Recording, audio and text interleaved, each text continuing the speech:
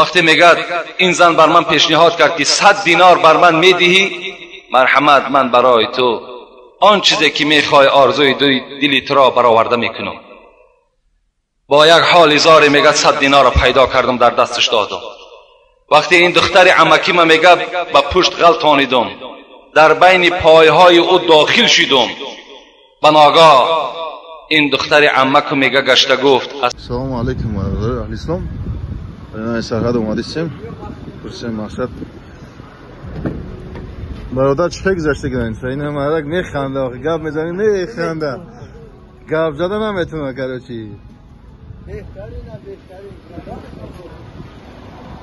خیر راه داریم. اینا فوردم، اینه بچه چه خطیمونه اینا.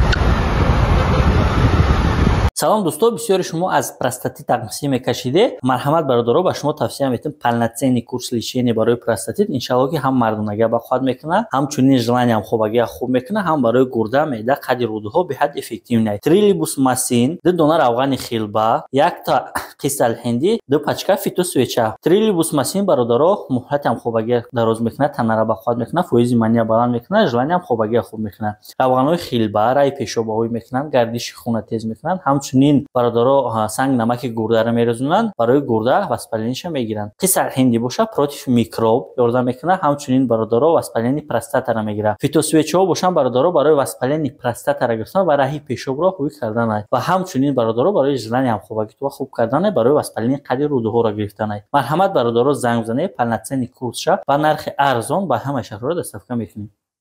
دویم نفری این میگه دست برداشت. خدایا گفت تو میدانی من یک دختر عمکی داشتم. بسیار به این دختر عمکیم علاقه زیچ داشتم. بسیار رفت آمده داشتم. و حرکت من این بود که با این دختر عمکی خود یک جایه شم، زنا کنم. او روز یک برادر سوال کردن در شبهای تراویح که من سخن شما را گرفتم، با دختر عمکی و تقی خودم سلام نکردم، امروز اونا از من ملال شدن. میلش ملال شوند. خدا از تو ملال نشود، پیغمبر از تو ملال نشود، شریعت از تو ملال نشود. این حکایه، این حدیث پیغمبر خداست. این جوان اراده زنا داشت با دختر عمکی خودش.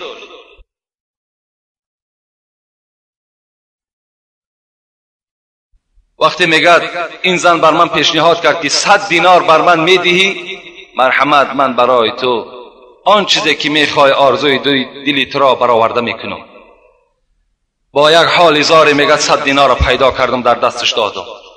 وقتی این دختر عمکی من میگه با پشت غلطانیدم، در بین پایهای او داخل شدم، بناگاه این دختر عمک میگه گشته گفت از خدا بترس، زیرا حال زناکار در قیامت خیلی شدید و خیلی سخت است.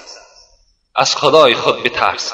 من دختر هستم، اگر میخوای بکارت مرا دور کنی به طریق حلال دور کن، بیا نکاح میکنیم، بعدا مرحمت.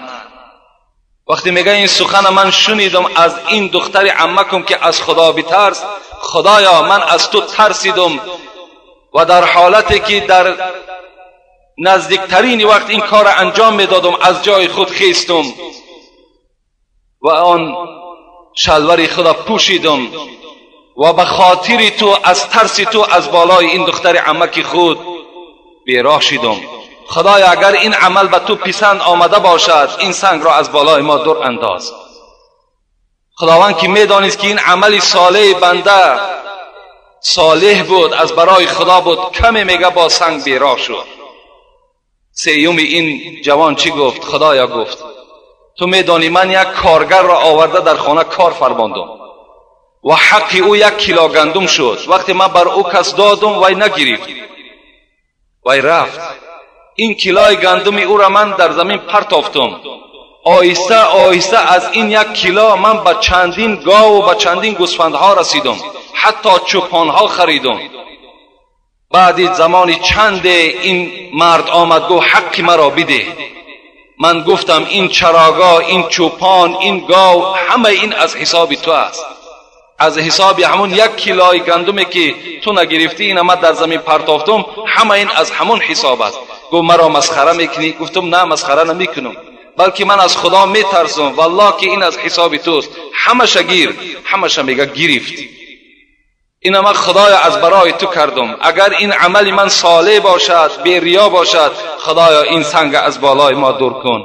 در زمان میگه سنگ از بالای همون غار بالکلی میگه دور شد که ما همگی از اون درون غار با یک آسانی و بی زحمت بیرون شدیم.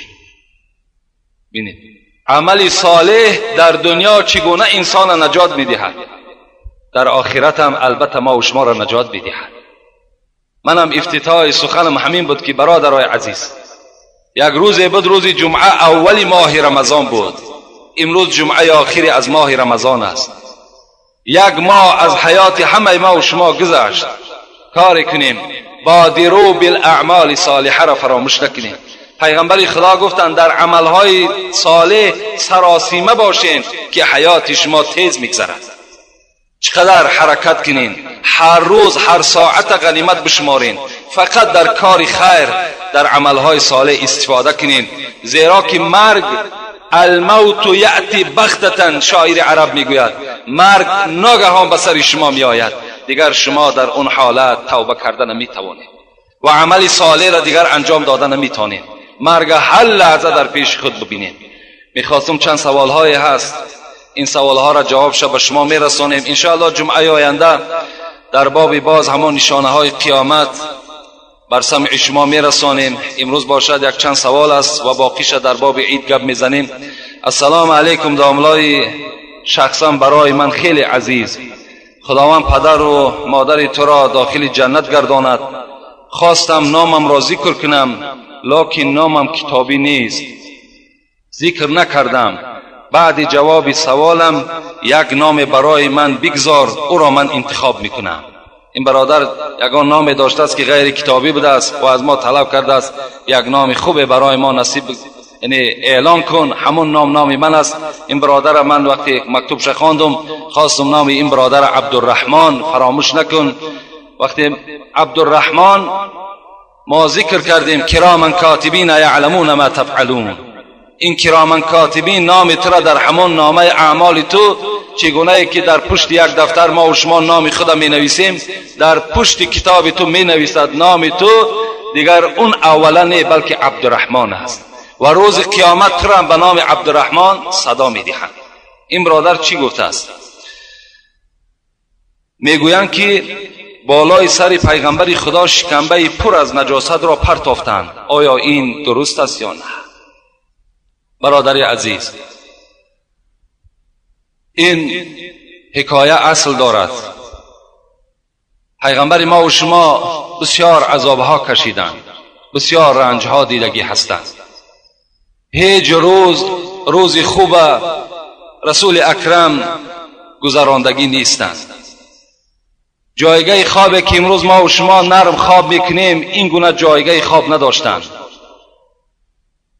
این طعامهایی که امروز هر گونه‌ای که ما و شما میخوریم این طعامها در پیغمبر خدا وجود نداشت و نمیخوردند.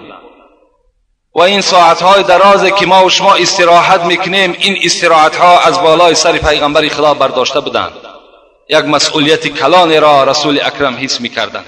حتی اسماء دختر ابوبکر صدیق، یک کیسه یادم آمد الحال این به شما میرسانم. اسماء دختر ابوبکر صدیق بودند. وقتی میگن از من پرسان کردن که سختترین و شدیدترین روزی مشقت پیغمبر خدا را میدانی یا نه، بچه‌ها التماس در حالت صحبت گپ نزنین، آمدین در یک جا بنشینین، جا کی شد انشاءالله بعدا جا میشود. اسماء چی گفتند؟ اسماء گفتند روز رسول اکرم در مسجد الحرام نماز میخواندند، مسجدی که الحال حاجی ها رفته زیارت میکنند. و ناگاه میگه یک توده مشرکین بالای سر این پیغمبر خدا هجوم کردند و هر کی هر خیل آزار در بالای پیغمبر خدا میداد. کدام او با شتم میزد، کدام او به دست میزد، کدام او توف میکرد، کدام او با زبانش لعنت میگفت، هر گونه آزارها میدادند این مشرکای عرب. صدا آمد، صدا بلند شد از داخل مسجد الحرام که یار محمد ابوبکر را فریاد کنید تا که این رفیق خود خلاص بگرداند.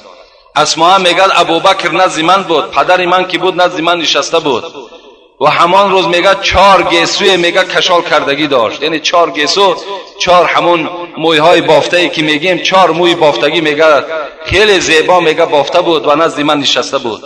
وقتی این صدا را شنید میگه رفت حال پیغمبر را که دید میگه حضرت گریان شدند، داد گفتند اتقتلون رجلا ان یقول ربی الله، آیا مردی را شما قتل میکنید که فقط میگوید خدای من یک و یگانه است؟ با همین سبب، با سببی که میگوید خدای من یک و یگانه است، شریک ندارد، این بت‌های شما بیکاره است، با همین سبب یاری مرا قتل میکنید؟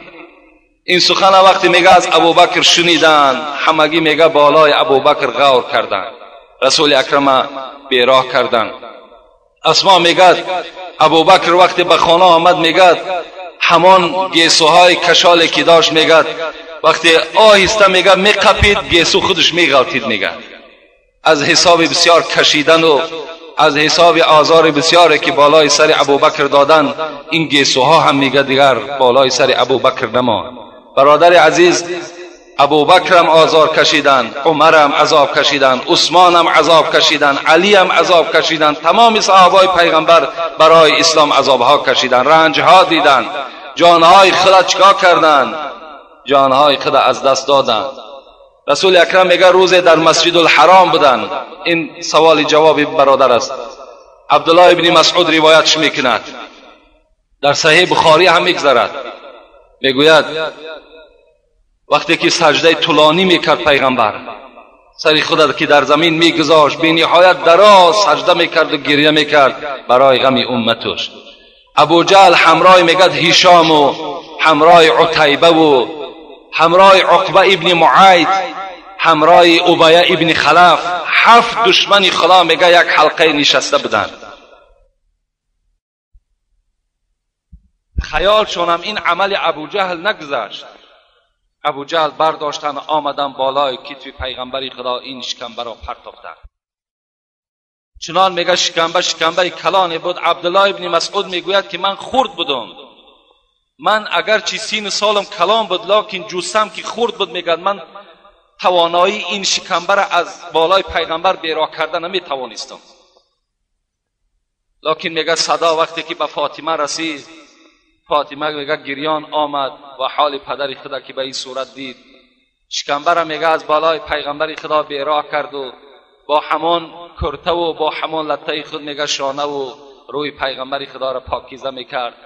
رسول اکرم وقتی که خیس از جای خود حالت دید، یک بوی نجاست در وجودش پرتافتگی، حضرت دستش برداشتن گفتن اللهم علیک قریش، خدایا تو را من گواه میگیرم با آنه که این عمل قریش نظر کن، این عمل اولاد مرا نظر کن.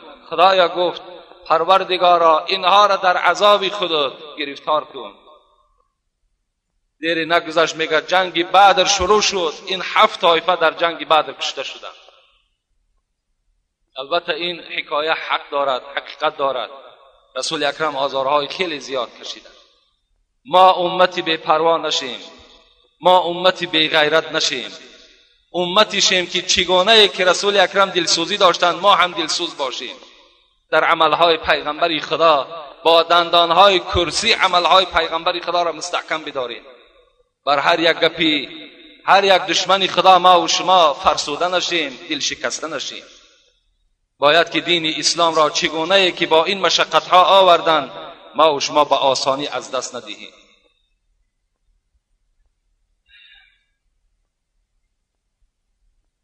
سوالهایی که برادرها میکنن، از روی این سوالها من یک چیزی دیگر به یادم آمد. انشاءالله فکر میکنم که جوانها خیلی تصورشان کلان شدگی است، زیرا از سوال آدم خود معلوم می شود که آدم تا چه اندازه علم دارد. سوالهای الحمدلله که بی معنی و ساده دیگر قریب که در مسجد ما و شما نمانده است. السلام علیکم داملای عزیز. بسیار از شما خواهش دارم که درباره نماز عاشقانه و نماز اساسی و ما چیزی میفهموندی، زیرا ما نماز میخوانیم لکن از لذتش چیزی نمیفهمیم. البته نماز این خیلی یک عبادت بلندی هست، عبادتی هست که به سبب این خداوند شما را واردی جنتش میگرداند. حتی رسول اکرم میگوید نماز بنده در قیامت برای او تاج است و یک روشنی هست در روز قیامت. و اولین سوالی که در روز قیامت بنده را خدا میکند این نماز است، آیا نماز ادا کردی یا نه. نماز عاشقانه گفتن، من یک کتاب دارم به نام نماز عاشقانه، خود کتاب نامش نماز عاشقانه هست. در اون داخل من یک قصه را دیدم، میخوام این قصه را بر شما حکایه کنم. این هم از بچه اسما هست، نبیره ابوبکر صدیق است. نام این حضرت عروه هست، عروه ابن زبیر. شوی اسماء زبیر نام داشتند، بچه همین زبیر عروه نام داشتند. به یک کسل مبتلا شدند. کسل سرطان بود. سرطان یعنی رگ میگیم، رگ در همین ساق، در همین پای نبیره حضرت ابوبکر صدیق پیدا شد. طبیب ها را حاضر کردند. طبیب ها گفتند، عروه گفتند کمی مواد مخدر بر تو میتیم تا که تو بیهوش میشوی، این پا را باید که ما قطع کنیم، ببریم. بغیر قطع کردن، بغیر بریدن این پا دیگر طبابت ندارد. عروه گفتند من مواد مخدر استفاده نمی کنم، یعنی موادی که عقل مرا زائل کند، گفت این حرام است، من این استفاده نمی کنم. طبیب ها گفتند عروه اگر این تو استفاده نکنی در بریدن پا بسیار مشقت و عذاب میکشی. گفتند نه. گفتند وقتی من در نماز شروع کردم، در التحیات لله و الصلوات و الطیبات رسیدم، شما بریدن سر کنین. نماز بین، نماز عاشقانه را بینید. وقتی من در التحیات میرسم، در حالت التحیات اگر تمام بدن مرا ببرین من درک نمیابم. حضرت عروه میگن نشستن التحیات سر کردن. طبیب ها در دست کاردها منتظر. حضرت سر کرد التحیات لله و الصلوات و الطیبات، رفت دیگر از هوش رفت، در عالم دیگر پیدا شد. طبیب ها پا را بریدن. حضرت عروه میگد بعد نماز میگد به هوش آمد، نگاه کرد که پا بریده شده است. گفت پای مرا همراه من به خانه من برید. حضرت میگد به خانه رفتن، پای در پیش خود جان گذاشتند و خبرگیرهای زیاد که در اطراف نشسته بود. این عروه میگه فریاد زد. دو فرزند داشت، فرزند کلانیش فریاد زد برای چی خدمتی باشد. فریادش زد، میگه این فرزند کلانی صدا نداد. عروه که فرزندهای خوب تربیه کرده بود، در اولین صدای او لبیک میگفتند حیرت دمان. گفت این لله و این الیه راجعون. چی شد که فرزند من صدا بر صدای من نداد؟ چرا لبی نگفت؟ این بار اول است که من میشنوم که فرزند فریاد میزنم و لبی نمیگوید. حاضرین که از قصه فرزند او درک داشتند گفتند، عروه گفتند الحال فرزند تو بالای بام برآمده بود، الحال یک زمان گفت وای از بالای بام افتید و هلاک شد. مصیبت بین. اون برادری که یک روز سوال داده بود که در یک فرزندش از دنیا گذشتن اکثر عبادتاش ترک کرد، نظر بر این دوستی خدا کن، عبرت از این دوستی خدا بگیر. حضرت میگه در حال چی گفتن؟ خدایا گفتن من دو فرزند داشتم، دو میوه دل داشتم، با گرفتگیتم شکر، به این فرزند خورده که دارم به اینم شکر. دو پای داشتم، این پایی که از دست دادم به اینم شکر، به این پایی که الحال هست شکر. دوستهای خدا را ببینین، حالتهای وزنین در صبرشان را ببینین و نماز عاشقانه را ببینین.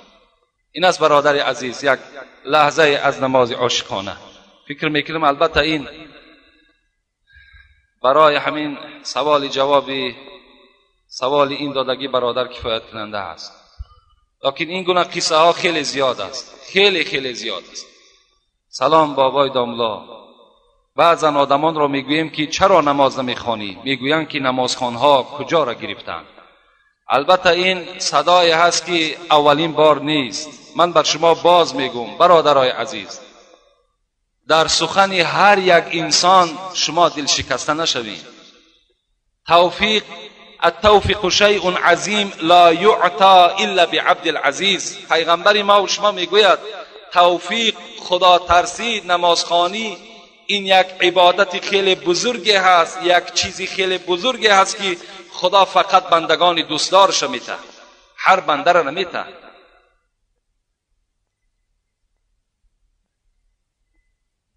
اذا القوا فيها سمعوا لها شهيقا وهي تفور تكاد تميز من الغيظ كلما ألقي فيها فوج سألهم خزنتها ألم يأتكم نذير قالوا بلى قد جاءنا نذير فكذبنا وقلنا ما نزل الله من شيء إن أنتم إلا في ضلال كبير. صدق الله العظیم. سوره تبارک، سوره ملک که ما و شما میخوانیم، وقتی که دوزخیان در دوزخ پرتافته میشود میگد سمیعوا لها شهیقا. دوزخ میگد به منزله که در پیش یک خر کمی جو میپرتای یا اینکه جو از دور میبیند و یک هرهر دارد، بعد آواز خچه بلند میکند. وقتی دوزخی میگه در چای دوزخ پرتافته میشود، اول دوزخ همتا یک هرهر دارد. وقتی دوزخی تا چند پایان رفتن که گرفت سمیع لها شهیقا و هی تفور، چنان هنگست میکند این دوزخ که حتی میگه نزدیک است که از غضب دوزخ پاره پاره شود. با آمدن دوزخی خشنود میشود. از خرسندی که دوزخی در داخل او داخل شد، این میگه صدای بلند میزند و ملائکه هایی که در اون داخل دوزخ، ملائکه های عذاب میگویند. آنها چی میگویند؟ میگویند آیا برای شما یگان ترساننده نبود؟ آیا شما را کسی نبود که خبر دهد که نماز است، روزه است، عبادت است، قبر است، قیامت است؟ آیا در بین شما نبود؟ اینا چی میگویند؟ میگویند بود در بین ما، لکن ما میگفتیم این سخنهای شما افسانه هست. ما میگفتیم که نمازخوانها کجا را گرفتند. این گونه صداها میدادیم.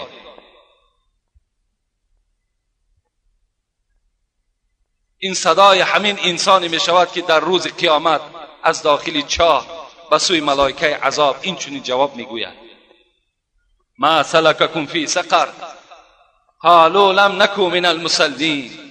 دوزخی‌ها را خداوند از یک جانب میگذاشته است و بهشتی‌ها را از یک جانب. در قرآن میگوید خدا، در پاره 29 از قرآن است، میگفت است جنتی‌ها از دوزخی‌ها میپرسیدند ما سلککم فی سقر، چی شد که تو دوزخی شدی؟ تو در همراه من بودی، تو هم تاجیک بودی، تو هم خودت مسلمان میگرفتی، چی شد که امروز تو دوزخی شدی؟ چی میگفت است؟ ما سلککم فی سقر قالوا لم نکن من المصلین. در اصل من تاجیک بودم لیکن نماز نمیخواندم، بی نماز بودم. از حساب بی نمازیم امروز در قعر دوزخ خدا مرا جا کرده است. این است جواب این برادرها در روز قیامت.